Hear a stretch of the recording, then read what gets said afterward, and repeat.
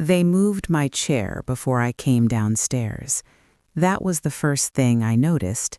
Not the scent of roasted turkey drifting through the hallway, not the low hum of voices in the kitchen, not the clinking of china being set carefully into place.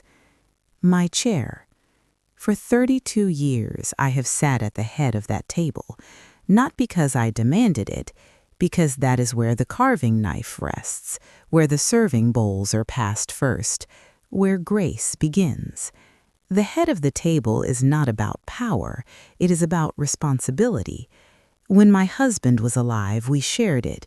He poured the cider, I carved the turkey. When he passed, I did not move, not out of stubbornness, out of continuity. So when I stepped into the dining room that afternoon, smoothing the front of my cream sweater, I felt the change immediately. You know how a room can feel unfamiliar even before you see what is different? The table was set beautifully, candles arranged in a neat line down the center, a new linen runner in autumn tones, polished glassware catching the soft golden light from the windows. But at the head of the table sat a folded napkin in a style I do not use, and a small handwritten place card. Amelia, my daughter-in-law. My seat had not been removed entirely, it had been reassigned. Mine now sat 3 chairs down on the right side, between my nephew and Amelia's mother, close enough to participate, far enough to be peripheral. I stood very still. No one had warned me. No one had asked. In the kitchen I could hear laughter. Amelia's voice floated above the others, light and efficient. "Make sure the gravy stays warm," she said. "Mom, can you grab the serving spoon?" Mom. I stepped closer to the table and ran my fingers lightly along the back of the chair that used to be mine. It was absurd, really. It was wood and fabric. But history lives in objects. That chair is where my son once sat in tears after his first heartbreak, where he announced his engagement, where we toasted his first promotion, where he bowed his head the first Thanksgiving after his father's funeral and whispered, "We'll be okay." And now it held someone else's name. My son entered the dining room just then, carrying a tray of rolls. He stopped when he saw me standing there. His eyes followed mine, from the head of the table, down the right side, to the place card with my name written smaller than the others. There was a flicker across his face, quick, controlled. He had seen it, and that was when I understood something important. This was not accidental. He knew. "Mom," he said lightly, too lightly, "doesn't it look nice?" "It does," I replied calmly. And it did. That was the complexity of it.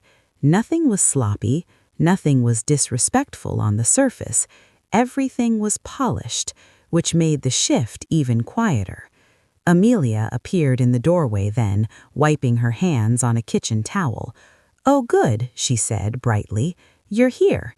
She walked straight to the head of the table and adjusted the carving knife so it rested neatly beside her plate. "I figured since I handled most of the prep this year, I'd carve," added casually. It just made sense. It made sense. There it was, logical, reasonable, practical. She wasn't asking, she was informed. My son shifted his weight slightly, setting the tray down at the center of the table. He didn't contradict her. He didn't look at me either. He busied himself straightening a fork. That silence spoke more clearly than any announcement. The head of the table is not claimed loudly. It's surrendered quietly. I looked at my new seat again, 3 chairs down, a subtle demotion disguised as efficiency. I could have said something then.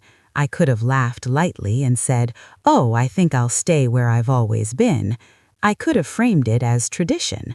But correction without awareness becomes conflict, and awareness had not fully formed yet.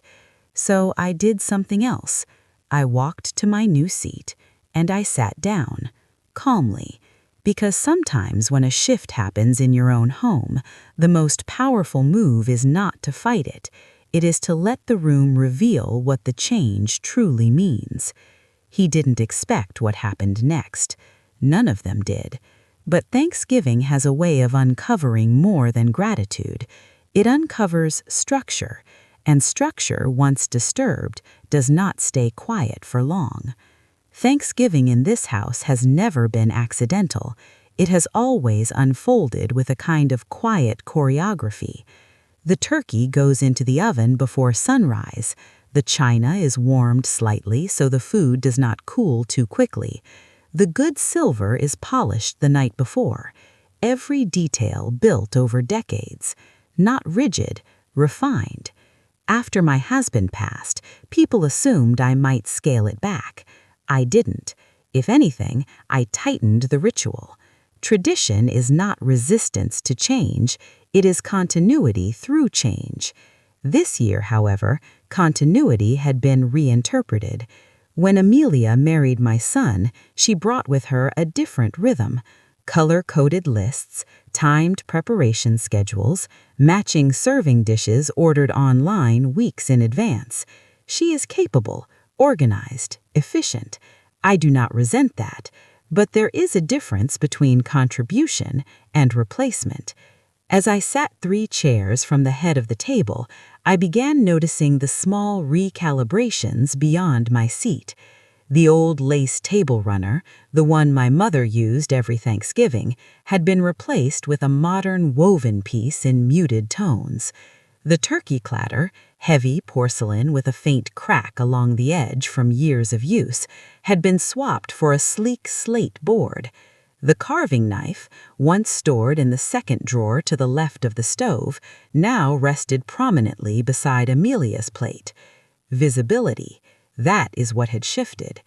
Not participating. Position. From the kitchen, I heard her mother's voice. "You've done such a beautiful job, Amelia." There was pride there. Approval. I have heard that tone before. It is the sound of generational endorsement. My son moved between rooms, carrying dishes, checking on the oven, adjusting the thermostat. He looked helpful, involved, slightly distracted. Not uneasy. Not yet. The guests began arriving. My brother first, as always. He hugged me warmly in the hallway. "It smells just like every other year," he said. "It should," I replied gently. He stepped into the dining room and paused. His eyes flicked to the head of the table, then to me, then back again. He did not comment, but he noticed. That matters. Perception spreads quietly. One by one, relatives entered. Coats hung, casseroles placed on the counter, children sent upstairs to play. And with each arrival, I observed a pattern. People instinctively looked to the head of the table when speaking about dinner. They addressed Amelia. "This looks incredible. You've outdone yourself."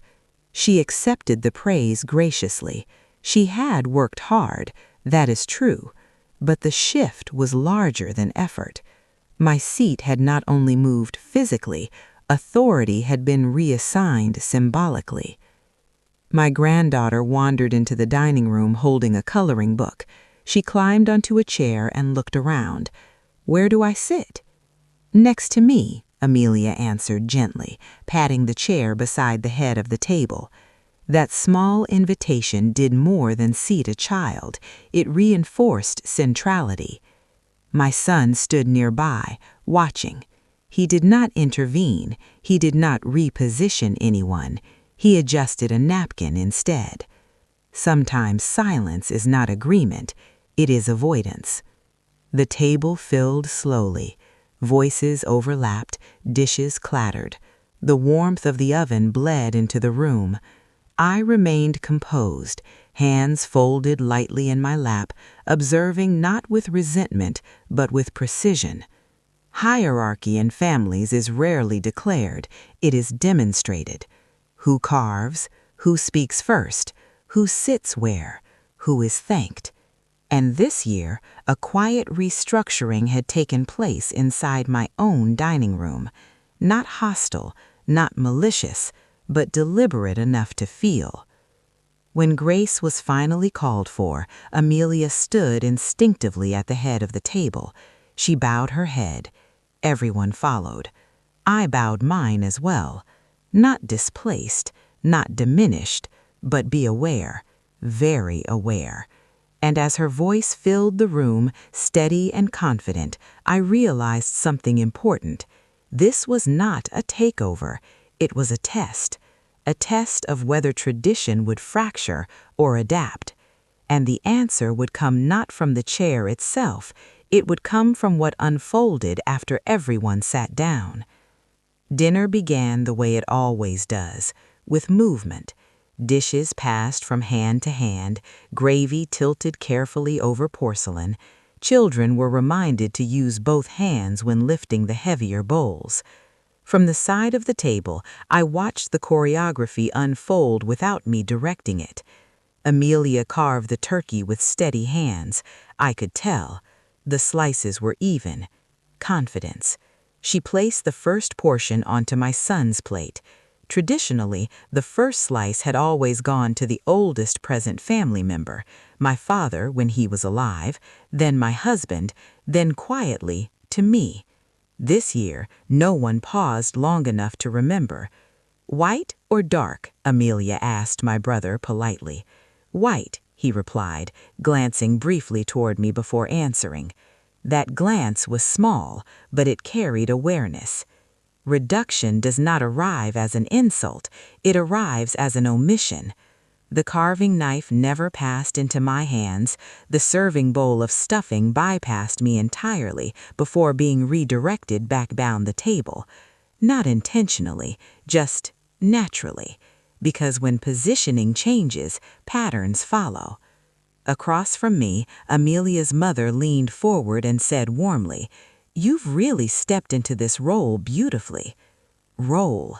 I let the words settle. My son cleared his throat lightly. He reached for the cranberry dish and held it for a moment longer than necessary before placing it in front of me. An offering. A small correction, but not yet acknowledgement. Conversation filled the space. Work updates, school stories, holiday travel plans. And under it all, something subtle was recalibrating. My nephew asked, "So, who's hosting Christmas?" Without missing a beat, Amelia responded, "We'll see. Maybe we'll rotate this year." Rotate. The concept hung in the air. For 32 years, Thanksgiving had not rotated. It was anchored. My son shifted in his chair. He looked toward me again, not defensively, curiously, as if trying to measure whether the shift was visible beyond himself. I smiled faintly and took a bite of turkey. Tender, well-seasoned, she had done a good job. Acknowledging that did not threaten me. What threatened me was invisibility. And invisibility rarely announces itself loudly. It creeps in through reassignments, through "it just made sense," through "we'll rotate," through "you can relax this year." Relax. That word had been offered earlier in the afternoon. "You should relax, Mom," Amelia had said. "Let someone else handle it." Relaxation sounds generous until you realize it sometimes means step aside.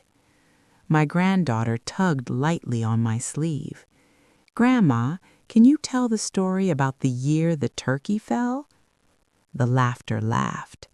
That story had become tradition. I began telling it. About the oven malfunction, about your grandfather slipping slightly on the tile, about how we salvaged what we could and ordered pizza. Laughter spreads naturally. Even Amelia smiled, because history still lives in memory. But when the laughter faded, attention drifted back toward the head of the table. back toward the carving knife, back toward the visible host. Reduction does not erase presence, it simply redirects attention, and attention is currency in family dynamics. Midway through dinner, my brother lifted his fork and said casually, "You know, it feels different this year." The table stilled for a fraction of a second. "Different good," he added quickly. Amelia nodded. "Just updating a few things," she said lightly. Updating. There it was again, language softening displacement. My son's eyes moved from his uncle to me. He was beginning to understand something, not fully, but enough to feel unsettled. Because when the room senses a shift, even if no one names it directly, equilibrium trembles. I did not interrupt. I did not correct. I allowed the tremble. Sometimes the most powerful position is not reclaiming a seat. It is allowing the imbalance to become visible to everyone else. And Thanksgiving, with all its rituals and repetitions, is not forgiving to quiet structural changes. It exposes them, one slice of turkey at a time. The shift did not happen with a raised voice. It happened with a question, simple, unfiltered, unplanned. "Grandma," my granddaughter asked again, louder this time, "why aren't you sitting in your chair?" Children rarely understand hierarchy. They understand patterns, and she had memorized this table since she was old enough to climb into it. The room softened into a strange stillness. Forks paused midair. Wine glasses hovered just above the tablecloth. Even the hum of the refrigerator in the kitchen seemed louder for a moment. Amelia smiled gently at her. "We're just doing things a little differently this year," she said. A perfectly reasonable answer, except that the word differently carries weight when tradition is involved. My granddaughter frowned slightly. "But Grandma always sits there." There it was, always. Consistency named out loud. I felt every pair of adult eyes shift subtly between Amelia and me. I did not rush to fill the silence.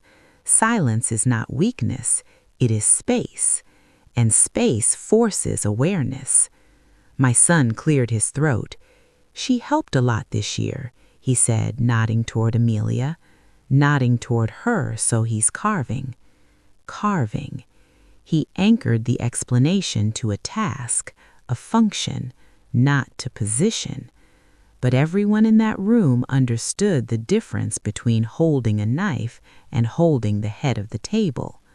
My brother leaned back slightly, observing. Amelia's mother reached for her wine glass. I could see the calculation behind her composed expression. No one wanted conflict, but the narrative had cracked slightly, and cracks allow light in. I reached for my granddaughter's hand gently. "It's all right," I said softly. "Traditions can grow." I chose my words carefully. Grow does not mean disappear. Growth implies expansion. But the table heard something else beneath it. Acknowledgement. My son's eyes met mine again. This time there was less uncertainty, more realization. Because when the room senses a shift, even if no one names it directly, equilibrium trembles. Conversation resumed, but not fully. It was thinner now, more attentive. As plates were passed again, I noticed something small but significant. When the gravy bowl reached my son, he hesitated. Then he stood. Without explanation, he walked around the table and set it directly in front of me. Not because I needed gravy, because movement communicates alignment. The room registered it. No one commented, but several eyes followed the motion. Amelia adjusted slightly in her chair, not defensive, but be aware. public shift does not require confrontation, it requires visibility. And visibility had arrived through the most innocent voice at the table. Dinner continued, but the energy had changed. It was no longer smooth and efficient, it was conscious navigation. When someone mentioned how beautiful the centerpiece looked, my son said quietly, "Mom used to make those by hand every year." Used to. The word hung for a second, then he corrected himself. Still does. That correction was not loud, but it was deliberate.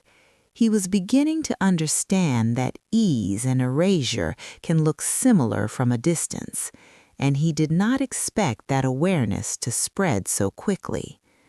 The table, once restructured silently, was now adjusting in real time, not explosively, not dramatically, but undeniably. Because once a shift becomes visible to more than one person, it can no longer pretend to be neutral. And Thanksgiving, with all its history layered into one long table, does not tolerate invisible rearrangements for very long. Something was moving, not chairs, perspective. The meal moved into that quiet, reflective phase that comes after the first hunger has been satisfied. The plates were half empty, wine glasses were refilled more slowly, conversations softened into smaller clusters, but the atmosphere was no longer casual. I was aware. My brother, who has never been especially careful with his timing, lifted his glass. "I want to say something," he said. No one objected. He stood halfway from his chair, resting one hand on the table for balance. "I've been coming to this house for Thanksgiving for over 3 decades," he began, "and every year, no matter what was happening in the world or in our lives, this table felt steady. Steady." He turned instinctively toward the head of the table. Amelia met his gaze politely. Then his eyes moved to me and lingered. "That steadiness," he continued, "didn't just appear. It was built. It was maintained." The room was quiet now. No clinking, no whispering, just attention. My son looked down at his plate, not in shame, in processing. "And I think," my brother added gently, "we should acknowledge the person who made that possible." There was a pause, the kind that feels longer than it is. Then he raised his glass toward me. "To my sister." It was not a dramatic applause, it was not a standing ovation, it was something more powerful, collective recognition. Glasses lifted around the table, one by one. Even Amelia raised hers, but she was still seated at the head. That visual contrast could not be ignored now. My son's face had gone pale, not because he was embarrassed, because he understood the optics, because what had been framed as a practical adjustment was now exposed as a symbolic shift. He looked at Amelia, then at me, then at the chair at the head of the table. The weight of that image settled heavily in the room. Recognition without alignment feels unfinished. My brother sat down again, unaware that he had just altered the emotional architecture of the evening. I smiled, calm, gracious, unmoved. Because this was not about reclaiming something publicly, it was about letting visibility do its work. Amelia placed her glass back on the table carefully. Her movements were slower now, measured. She glanced toward my son. He did not immediately return the look. Instead, he pushed his chair back slightly. The sound was soft, but in the quiet room it carried. He stood, not fully upright, just enough to reposition himself. "Uncle David's right," he said calmly. His voice did not shake. "This house has always felt steady because of Mom." There it was, named, directly, not as nostalgia, not as courtesy, as a fact. And, he continued, glancing toward the head of the table briefly, that hasn't changed. The sentence was simple, but it reframed everything. Amelia's shoulders shifted subtly. Her mother watched carefully. No one interrupted, because interruption would have revealed discomfort, and discomfort had already surfaced. My son stepped away from his chair and walked toward me, not theatrically, not hurriedly, deliberately. He picked up the carving knife, then paused. I looked at Amelia. "Why don't we do this together?" he said. The room exhaled. Not relief, adjustment. He wasn't removing her, he was correcting the imbalance. He carried the knife toward my end of the table and placed it gently beside my plate. A quiet gesture, but unmistakable. "Mom, you want to finish carving. Finish, not start, not replaced. Continue." I looked at him steadily. "You're sure?" I asked softly. Yes. There was no hesitation now. Awareness had crystallized. The table watched as I stood slowly and walked toward the head. No rush, no triumph, no spectacle. Amelia rose as well. She stepped slightly aside, not defeated, not humiliated, but conscious of the shift.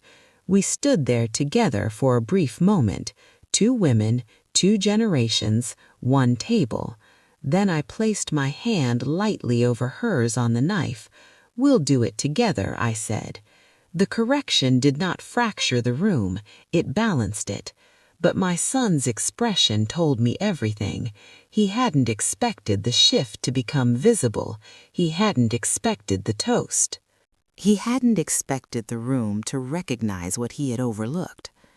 And in that realization, something changed in him. Not defensiveness, not guilt, awareness.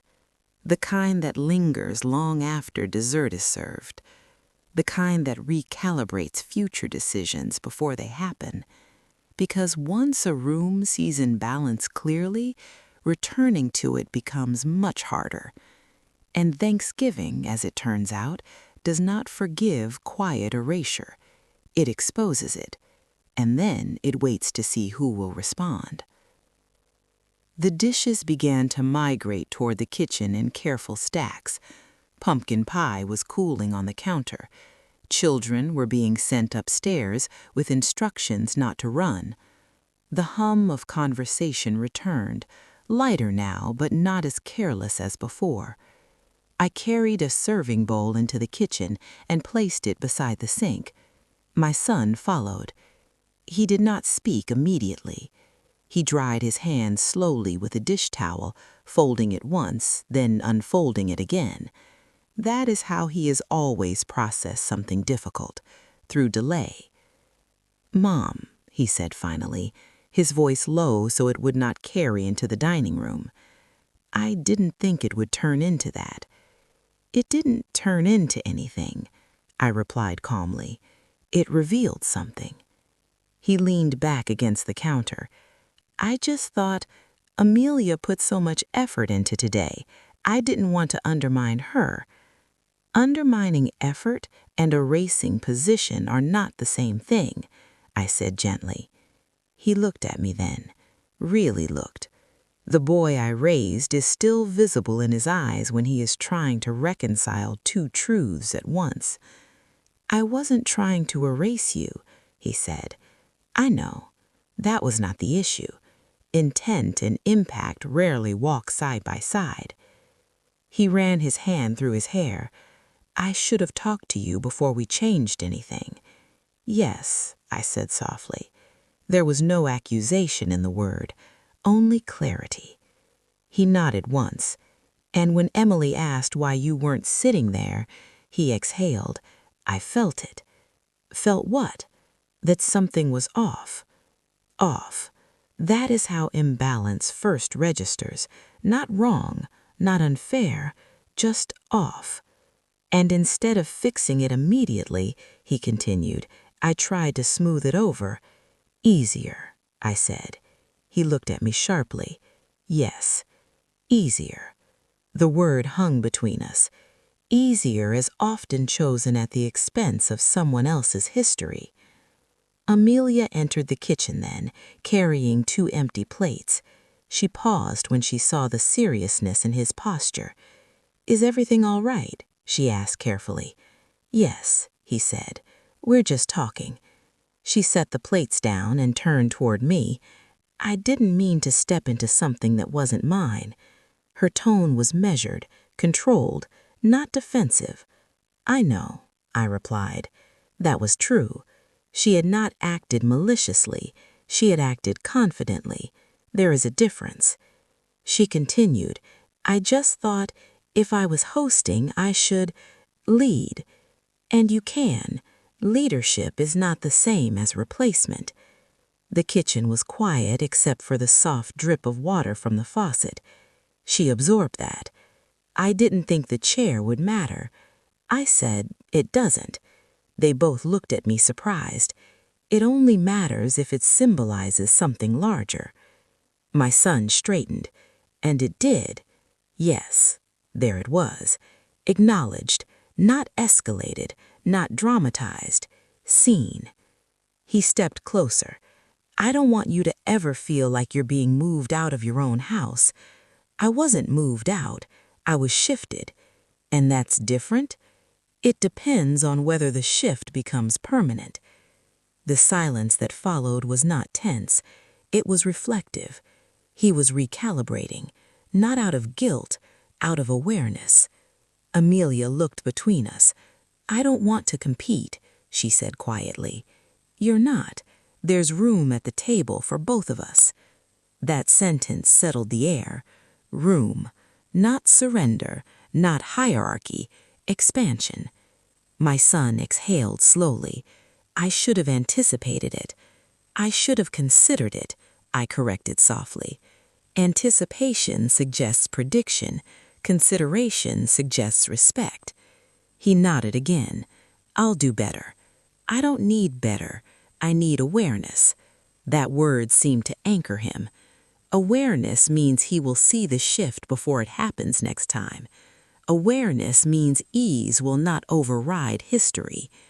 Amelia reached for a towel and began drying plates quietly. "I'll make sure next year feels balanced." Next year. The fact that she was already thinking ahead told me something important. This was not defiance. It was a miscalculation. And miscalculations, once seen clearly, can be corrected without fracture. My son stepped toward me and kissed my cheek. "I'm sorry," he said softly. "I know." And I did. The confrontation had not been explosive. It had been clarified, which is far more powerful, because anger burns quickly, clarity lasts. As we carried the last of the dishes back toward the dining room, I noticed something subtle. He walked slightly behind me, not submissive, protective, aware. And that awareness was the beginning of something far more lasting than a reclaimed chair. It was the beginning of structural respect. By the time dessert was set out, the house had settled into that familiar Thanksgiving softness. Children were sprawled on the living room rug with board games. The men were debating something low and unimportant near the fireplace. The kitchen smelled of cinnamon and coffee. But something under the surface had shifted, not loudly, not dramatically, structurally. My son stepped back into the dining room and looked at the table again. The candles had burned lower. The turkey platter was nearly empty. Plates were stacked unevenly at the edges. The head of the table was still occupied, but it no longer felt central. He stood there for a moment, measuring. Then he did something simple. "Before we cut the pie," he said evenly, "I want to reset something." Reset. The word was gentle but intentional. The room quieted again, not because they expected conflict, because they sensed alignment forming. He walked to the head of the table and placed both hands on the back of the chair. This table has always had a foundation, and that foundation didn't disappear just because we modernized a few things. He looked at Amelia briefly, then at me. I got caught up in ease, and I didn't think about symbolism.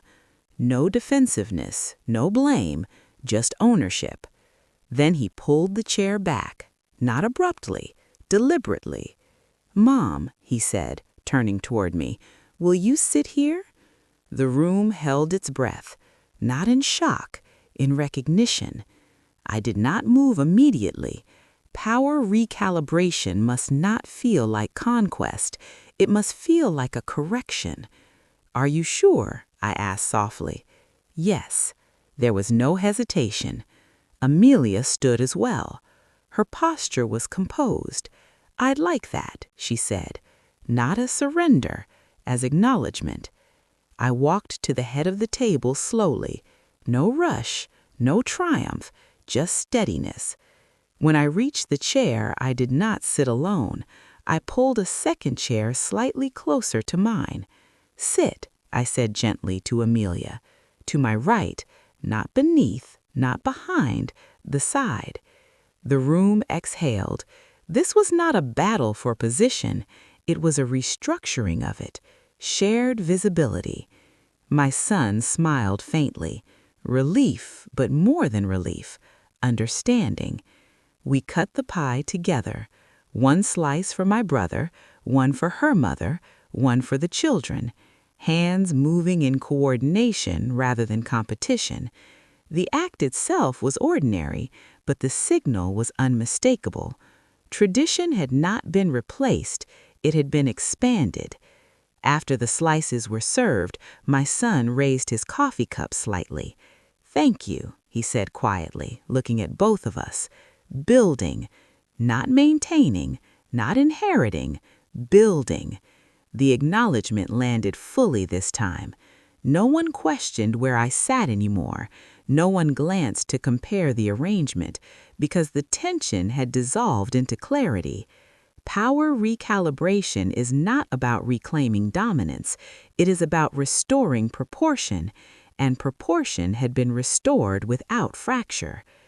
Later that evening, as coats were gathered and leftovers packed into containers, I noticed something small but telling. When someone asked where the serving platter should be stored, my son looked to me first. Not because Amelia was incapable, because awareness had shifted his instinct. He did not default to convenience anymore. He defaulted to structure.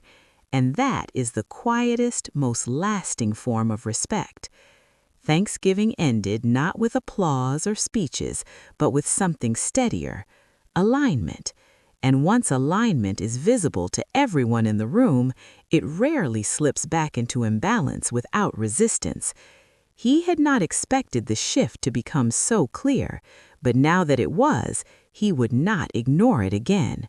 The chair had moved, then it had been reset, not by force, by awareness.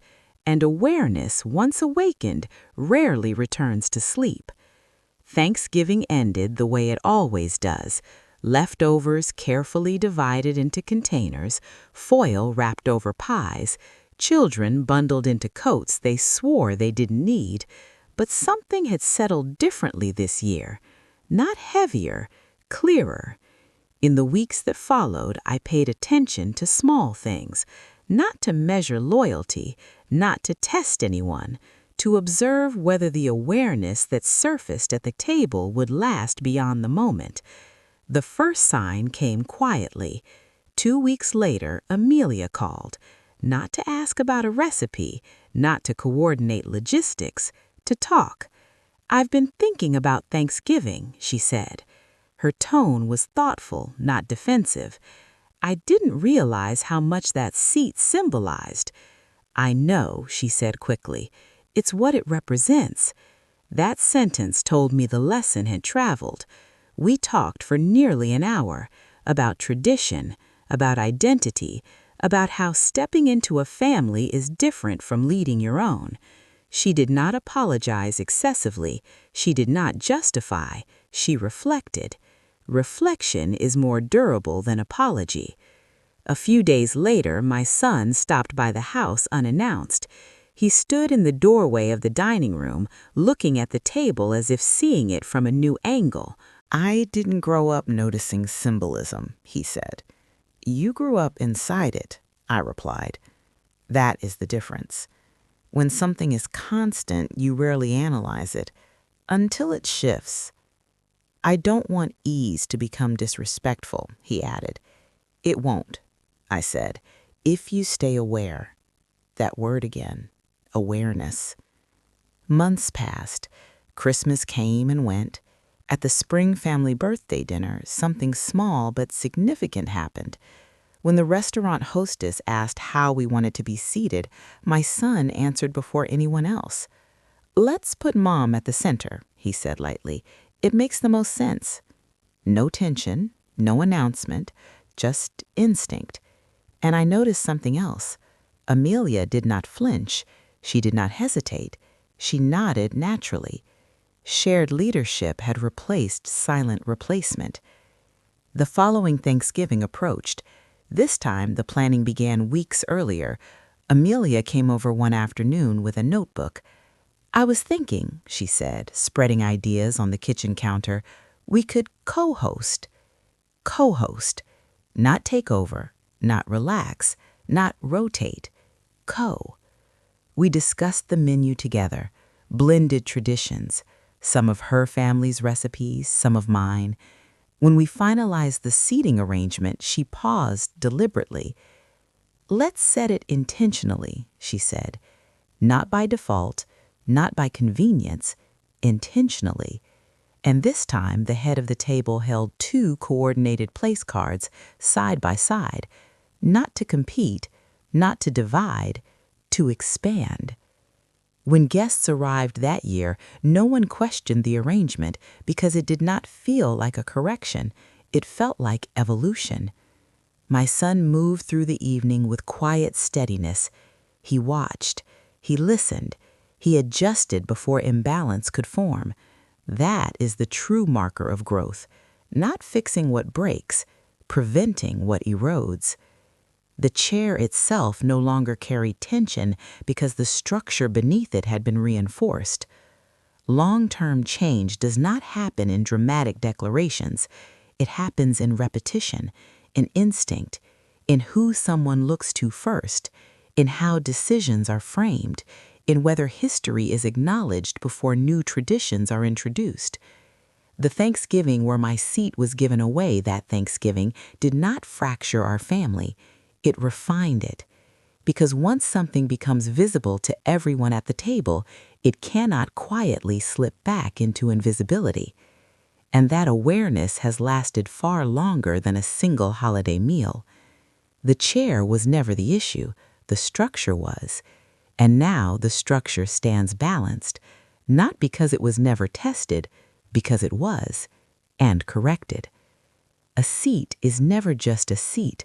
It is a signal of who carries memory, who anchors ritual, who holds continuity when everything else changes. When they gave my seat to my daughter-in-law that Thanksgiving, nothing looked dramatic from the outside. The table was beautiful, the turkey was seasoned perfectly, the laughter was warm. But inside the structure of the room, something had shifted. Not maliciously, not loudly, but meaningfully. And what I understood in that moment was this: you do not always have to fight a shift. Sometimes you allow it to reveal itself. If I had corrected the seat immediately, it would have become about preference. If I had protested, it would have become about pride. Instead, I let the room see it. I let the child ask the question. I let the toast expose the history. I let the silence stretch long enough for awareness to rise. Because awareness cannot be forced. It must be felt. He did not expect what happened next. He did not expect the room to notice. He did not expect recognition to land heavier than convenience. He did not expect that what seemed practical would look symbolic when placed under light. But that is how families grow, not through confrontation, through clarity. The following year, when we set the table together, there was no tension, no quiet measurement, no wondering who belonged where. The chairs were placed with intention, not to preserve hierarchy, but to honor the foundation. And I learned something too. Tradition is not fragile. It does not crumble because someone else steps forward. It only weakens when history is quietly erased. Leadership can be shared. Authority can expand, but acknowledgement must remain intact. The head of the table is not about dominance. It is about stewardship. And stewardship does not disappear simply because a new generation arrives. It evolves. Now, when I walk into that dining room on Thanksgiving morning, I no longer look at the chair first. I look at the people, the way my son carries himself. Amelia speaks with awareness. By the way my granddaughter still memorizes where everyone sits. Because the lesson was never about furniture, it was about structure. And structure, once strengthened, does not require constant defense. If you ever find yourself shifted quietly in your own home, do not rush to reclaim position with noise. Let the imbalance surface. Let the room feel it. Let awareness do what confrontation often cannot. Because when recognition comes from others, it carries more weight than when it is demanded. They gave my seat away that Thanksgiving, and what happened next was not a battle. It was a recalibration. And recalibration, when done with calm authority, does not fracture a family. It fortifies it. The chair remains. The table remains. And now, so does the awareness. That is enough.